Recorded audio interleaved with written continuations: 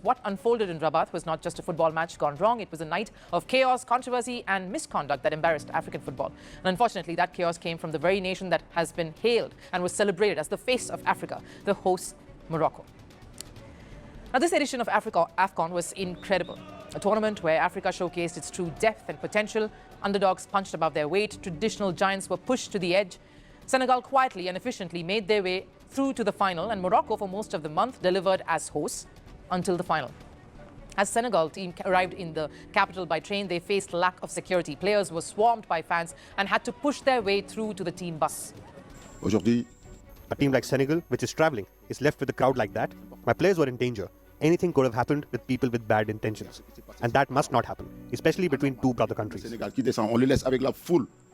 That was because before the final even took place, and if you thought that was all the discomfort Senegal would be put through, you would be mistaken. What followed in the final was far worse, because finals don't test logistics as we know, they test character. And when the trophy was on the line, the cracks appeared. Because the final exposed the hard truth that Morocco still has many lessons left to learn. Lessons that Senegal demonstrated not just with football, but with leadership.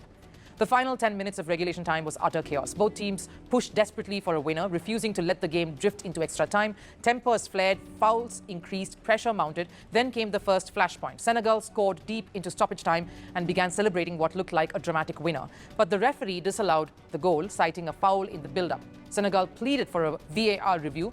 The referee refused. Frustration grew, emotions boiled, and then the moment that changed everything.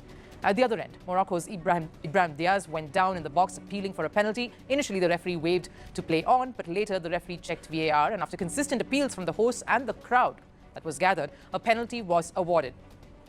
That decision ignited fury. The Senegalese players felt cheated, the coach was livid, and in an unprecedented moment, he asked his players to walk off the pitch in an AFCON final.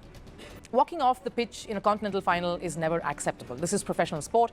That image does not help African football, and the Morocco coach wasn't wrong in saying so. But this is where Morocco needed to look inward and look across at Senegal, because while tempers exploded, while chaos threatened to consume that final, one man stood firm: Sadio Mane. He refused to leave the pitch. Instead, he pulled his teammates back.